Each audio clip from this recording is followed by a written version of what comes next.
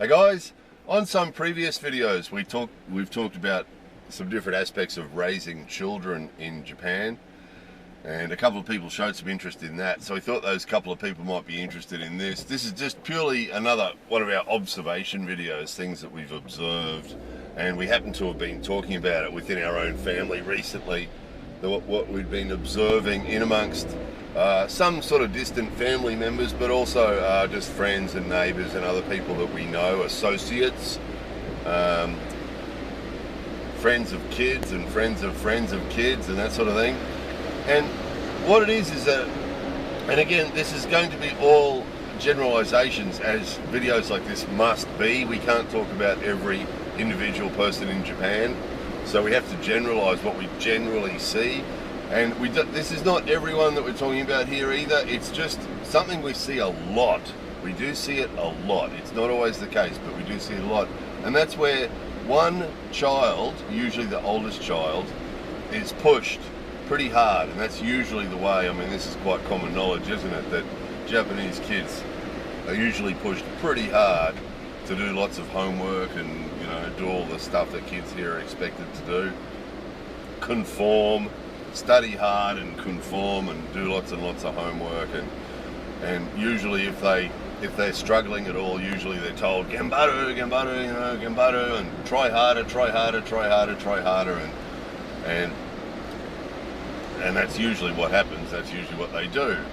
But interestingly, and again, we've made a video once before about contradictions and paradoxes. Interestingly, quite often in the same family that will be doing that to the oldest kid, quite often we'll see the youngest kid will be sort of treated like they're not capable of doing it. And we've seen this so many times where the youngest kid will quite clearly will still have the ability, and these are people that we spend a fair bit of time with, and we know them pretty well, and the youngest kid clearly has the ability to do what needs to be done, and they just sort of give them a pass not to do anything. And there's one family we're thinking of in particular where there's an older sister, and she's pushed to do her homework and study and go to club and go to juku and all the things that kids here are normally pushed to do. She's about 13, and then there's these twins. And actually, interestingly, a lot of these stories have twins. We know a lot of people here have twins. Don't know what the statistics are about twins in Japan, but twins are really common at the moment. They seem to be everywhere. And so there's the older daughter who's about 13, and she's pushed pretty hard, fairly standard, in the standard Japanese way. And then there's two twins that are 10, a boy and a girl.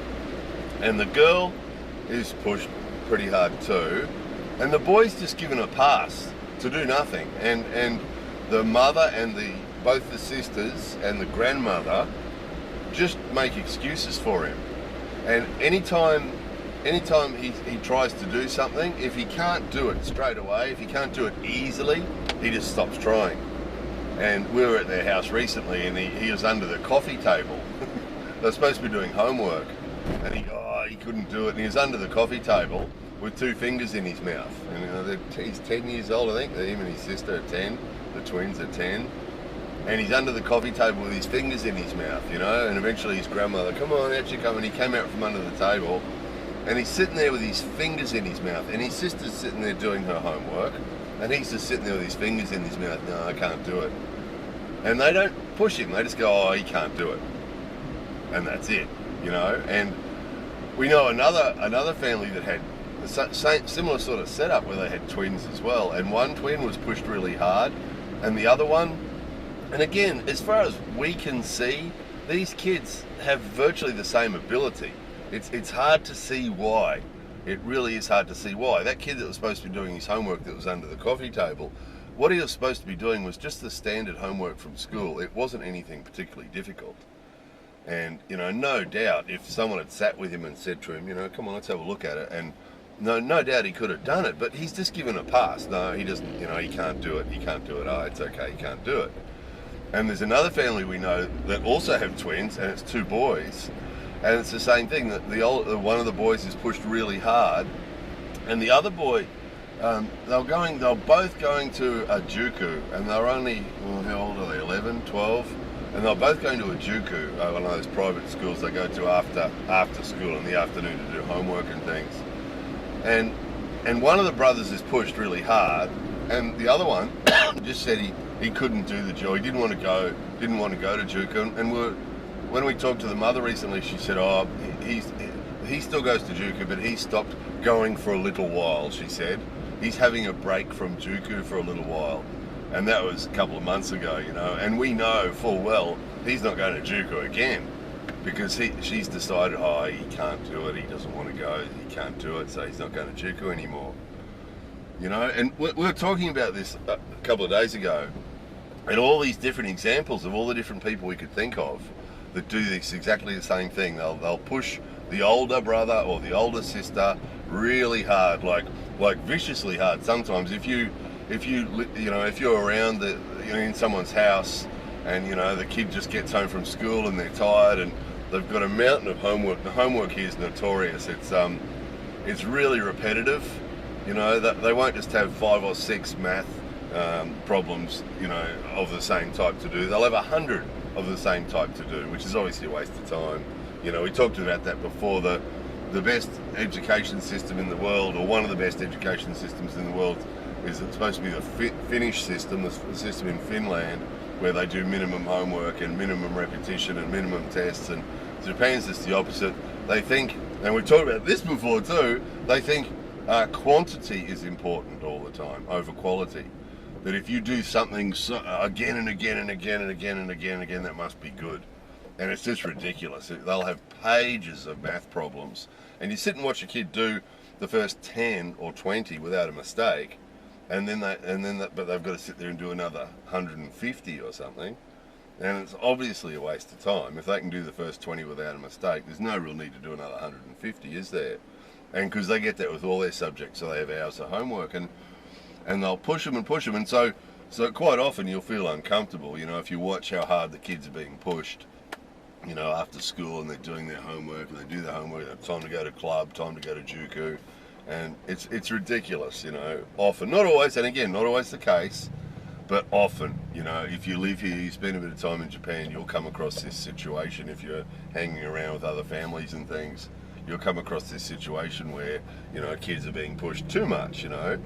So that's why it really stands out when you get these younger brothers or younger sisters that are just sort of treated like they're stupid. And it's not a good thing. It's not like you think, oh wow, that kid's lucky, you know, that kid doesn't have to do all this other work. That's not the impression you get at all. The impression you get at all is that they're setting that kid up to fail. And that's the feeling, you know, that kid under the coffee table, there's nothing wrong with that kid. You sit and talk to that kid, quite an intelligent kid, you know, not that much different from his sister. He's had exactly the same upbringing as his twin sister. You know, he might be a touch slower, but his abilities all seem to be equally good. But he's treated like he's a total idiot, you know, and here he is, you know, 10 years old under the coffee table with 2 fingers in his mouth, like sucking on his fingers. And you can just see, whoa, they're setting this guy up for failure. And the problem is, you know, talking about the Japanese school system does exactly this same thing. What they do is they label kids. You know, if you're a low achiever, you know, at some stage in your education, they label you as a low achiever and stick you in the low achievers class. And it's not like some special class to help you catch up with everybody else. It's just a low achievers class with lower expectations. And again, opposite of the Finnish system. The Finnish system seems to work so well apparently because they keep everybody integrated. So you don't have a system for the smarter kids or the higher achieving kids and the lower achieving kids. Everybody's mixed in together. And if somebody is falling behind a bit on their understanding, the teachers do something about helping them catch up. You know, and that's the opposite of what happens in Japan. Kids get labelled really early at elementary school. Often they get labelled, you know, that this kid's a bit, you know, his results or his or her scores on the tests are a little bit low, so we'll put them in the lower achieving class, and we'll put these ones that got good scores in the high achieving class, and that's quite often where they stay forever. You know, they'll go from year to year, moving up into the next level, the next grade, and stay in the lower achieving class or in the high achieving class. And then that dictates what school they get to go to in Japan. Even the government-owned schools they have to do a test, an entrance test. And you have the good government school, that school over there, that's a good school, you know. They come out, they produce really good students that go off and become doctors and lawyers, you know. And the kids that get good scores get to go to that school, and the kids that don't get good scores have to go to the other school that doesn't produce doctors and lawyers. And these are both government schools. They're all, you know, there's private schools exist here as well, but the examples we're talking about are government ones. And that's just labelling the kids, that label the kid early on. This kid has a low ability. And you guys know it's recognised around the world now. I mean, a lot of you know from your own personal experience, quite often if your scores aren't good, it's not because you're not capable, it's because you're not paying attention, or you're not interested, or, you know, you got something else going on in your life, or there's all sorts of reasons people get low scores, isn't it? And quite often that can be resolved, and they can be picked up, and they can catch up with everybody else, but not with the Japanese system. Not with the Japanese system. Once you get labelled, it's very hard to catch up, and that's why they push with the juku. The parents push their kids, and juku, and pushing and study and homework, and everybody's doing 4 hours of homework a night, so you have to too, because you've got to compete with this, you know, because you don't want to end up in the dummy class, or you don't want to end up at the dummy school, or, you know, because once you go down that track, that's it for your life then.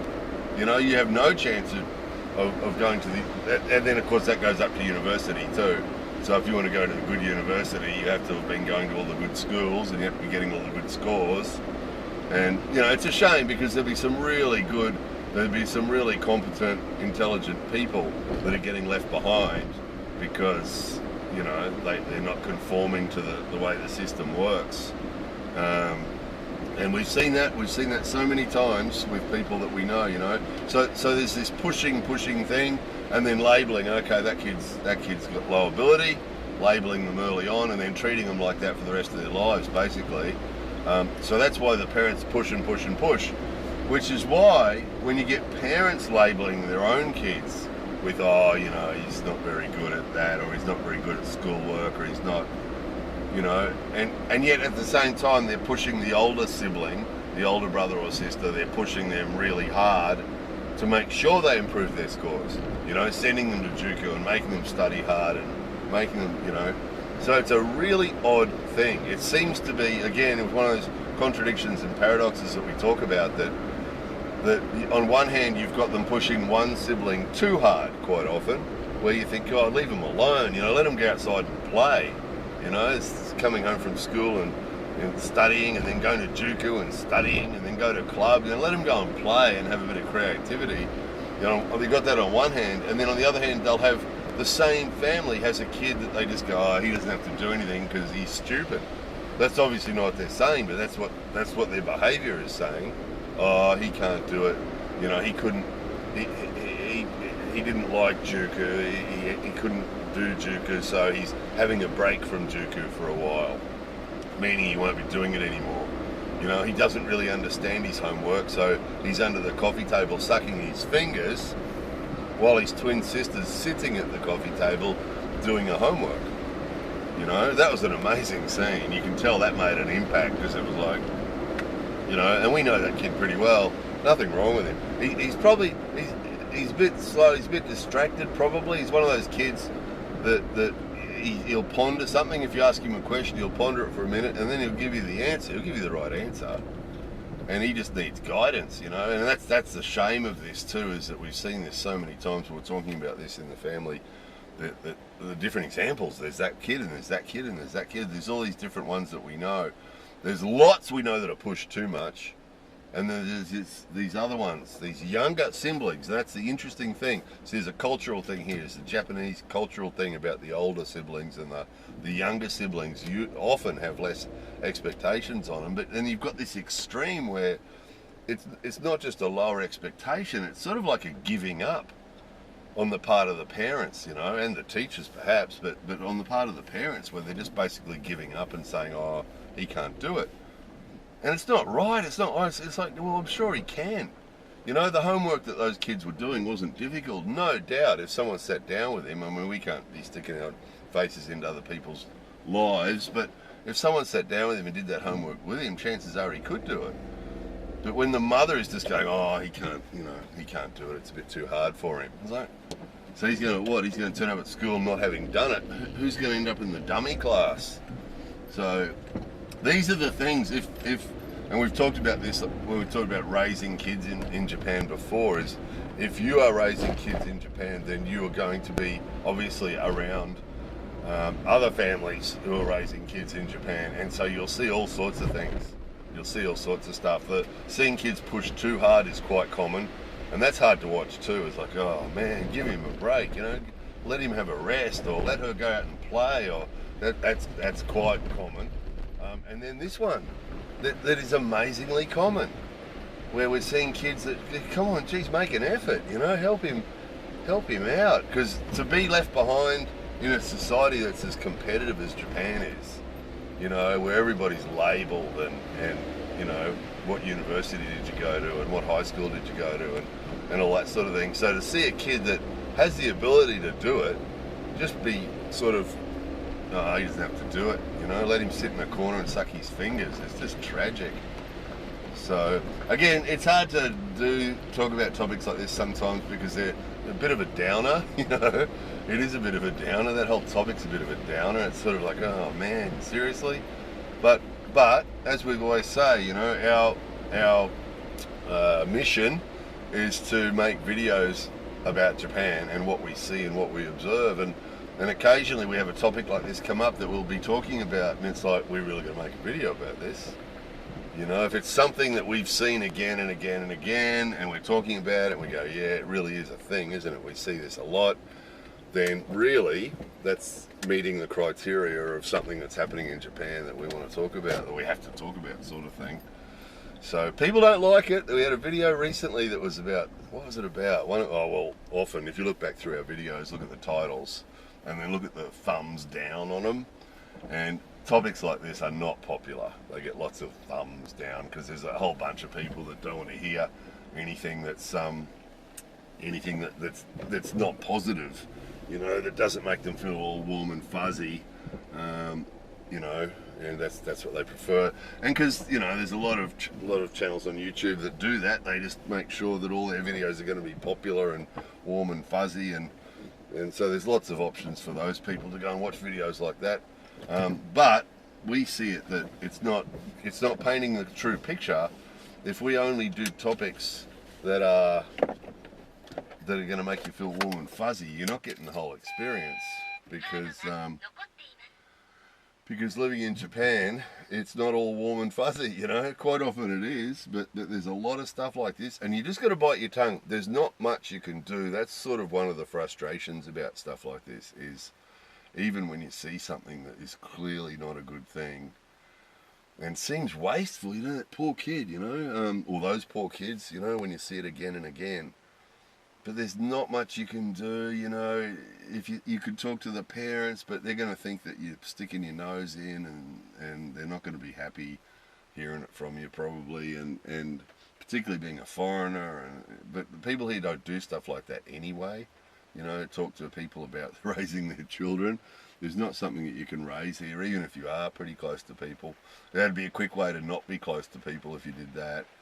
So there's not much you can do, and you know, when the whole of society tells them that their behaviour is sort of okay, or what they're doing is okay, if you come along and try to say something different, and again, there's some people who really don't like hearing this. You know, anytime we make a video and say, look, it's just the way it is in Japan, you just have to accept it. There's always some people who arc up and say, you know, people like you are the problem, you know, if you just accept bad things and don't do anything about it, that's the problem, and you're part of the problem, and that's okay, you can have that opinion as well. But the reality is that these sort of things, if you're going to be in Japan, you just have to accept these sort of things as what Japan is. And you can try and be an activist if you want to, and you can try and change things in Japan, but you really can't. You really can't. You're kidding yourself, you know, if you think you can come here and change anything. Things in Japan change so slowly. You know, we've talked about this before. Society in Japan quite often feels like it's in the 1950s. And you're not going to come to Japan and bring it into the 21st century. It's just the way it is, you know. You can make change in your own family. That's all you can do here. If you are raising kids in Japan, you know, you can make your choices with your kids the way you think it should be done, or the way, you know, pretty much. There's a lot of choices you can make. There's some stuff you've got no choice. If the kid comes home with 200 math questions that they've got to do, then they've got to do it, you know, and the homework and things like that. There's not much you can do about that. But there are things, like whether they go to juku or not. You can choose whether they go to juku or not. And you can choose whether to help your kids do their homework or not. And you can choose, you know, a lot of the stuff that goes on in your home, and some other decisions outside the home, like juku and club and things like that. You can help make decisions on that, where you can sort of steer it where you want it to go. And we know Japanese people that do as well. We know Japanese people who don't send their kids to juku, that they don't think it's worth it, because the juku is a bit expensive too. You know, it can cost a couple $100 a month, or more. And we know parents who don't think it's worth it, and they just prefer their kids just to do their homework at home on their own. And we know parents who spend time with their kids on weekends and things like that. And actually, one of the highest achieving families we know, they're just amazing people with kids that can play classic piano that are 11 years old, and, you know, they're really high achieving kids and go to a very good school, and they do really, really well at school. And their family actually go out of their way to spend time together as a family and do stuff, which is pretty rare here. They're pretty rare, that family, actually. They're a bit of an exception. And that's why we always say that not everybody's the same here. So you do find people like that. And that, of course, that family, we can talk to them about things like this a little bit, because they get it too. But again, you've got to be so careful here that there's not a faster way to get alienated in Japan than to start criticizing or talking about stuff like this. Because in the same way, some people watching the videos don't like to talk about, don't like to hear about these topics. A lot of Japanese people really don't want to hear about stuff like this from a foreigner. And if you raise it with them, it might be the last time you see them. They'll be sitting there smiling at you and being nice and going, that's interesting, that's interesting. And then you might never see them again, because a lot of Japanese people really don't want to hear stuff like this from a foreigner. It's just the way it is. Don't rock the boat, you know. It's not making ripples in the pond, is what they'll think. Sometimes, often. So, anyway, it was just an observation one, just another observation video. There it was. More videos coming soon.